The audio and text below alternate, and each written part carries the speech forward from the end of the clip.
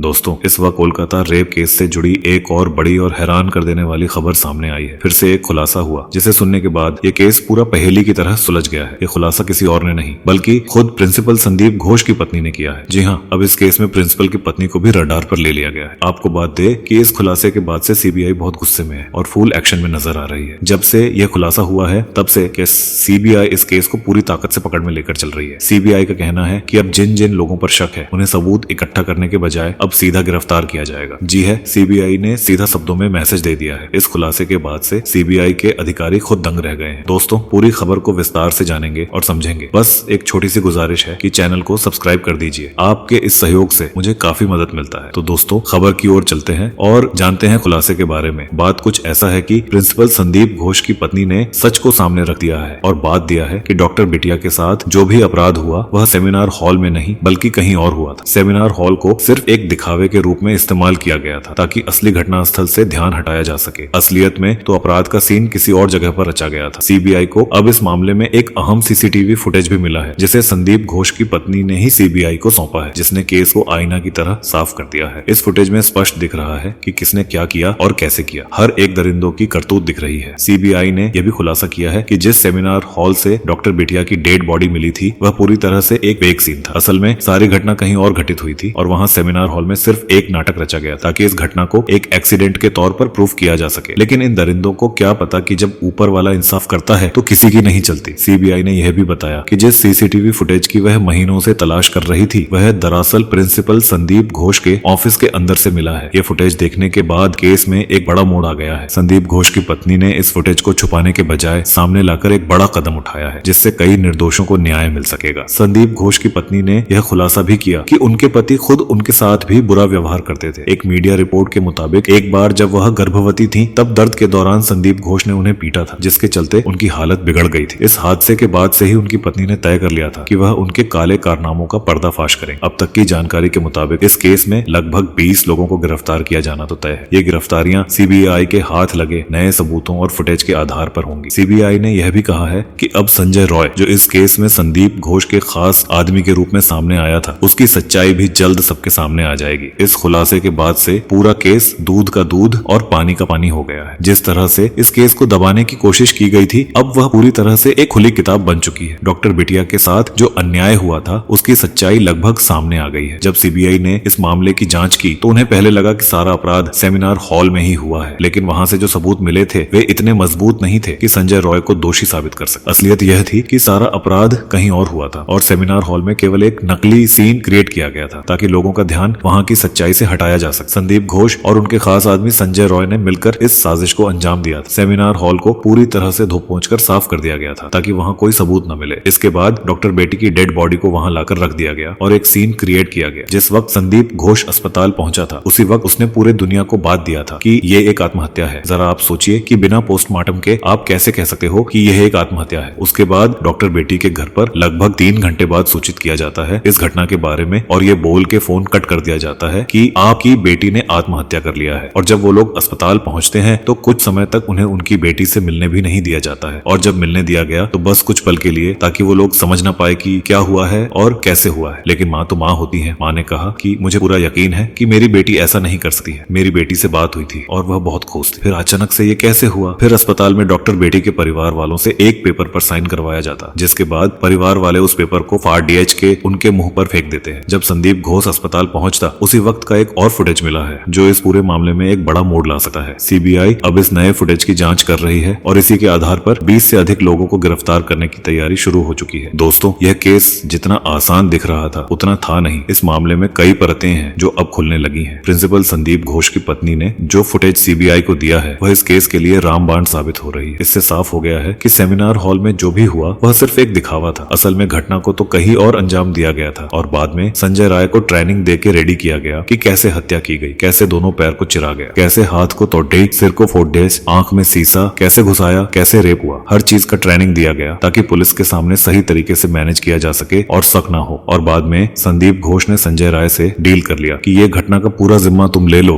और मैं बाहर रहूंगा तो तुम्हें बचा लूंगा, लेकिन सच कब तक और कहां तक छुपाओगे। अब तो संदीप की बीवी ने ही सब कुछ उगल दिया है। अब इस केस में नया मोड़ आ चुका है और सीबीआई इस केस के सभी दोषियों को सलाखों के पीछे डालने के लिए पूरी तरह तैयार तैयार है। इस केस में अब तक जो झूठी कहानियां सुनाई गई थी वे सभी अब सामने आ चुकी हैं। अब डॉक्टर बेटी और उनके परिवार को जल्द ही न्याय मिलेगा। बस कुछ दिन बात और है, जल्द ही फांसी के फंदे पर लटकेंगे दरिंदे। दोस्तों, अगर आप भी डॉक्टर बिटिया को इंसाफ दिलाना चाहते हैं तो इस वीडियो को लाइक करें और कमेंट में वी वांट जस्टिस लिखें। आपकी एक छोटी सी कोशिश इस मामले में न्याय की ओर एक बड़ा कदम हो सकती है। साथ ही इस वीडियो को शेयर करें ताकि यह आवाज हर कोने तक पहुंचे और डॉक्टर बेटी को जल्द से जल्द इंसाफ मिल सके। हम लगातार इस केस पर नजर बनाए हैं और हर छोटी बड़ी खबर को आपके सामने लेके आते रहेंगे, आपको अवगत कराते रहेंगे। तब तक के लिए धन्यवाद। हंसते रहिए और मुस्कुराते रहिए।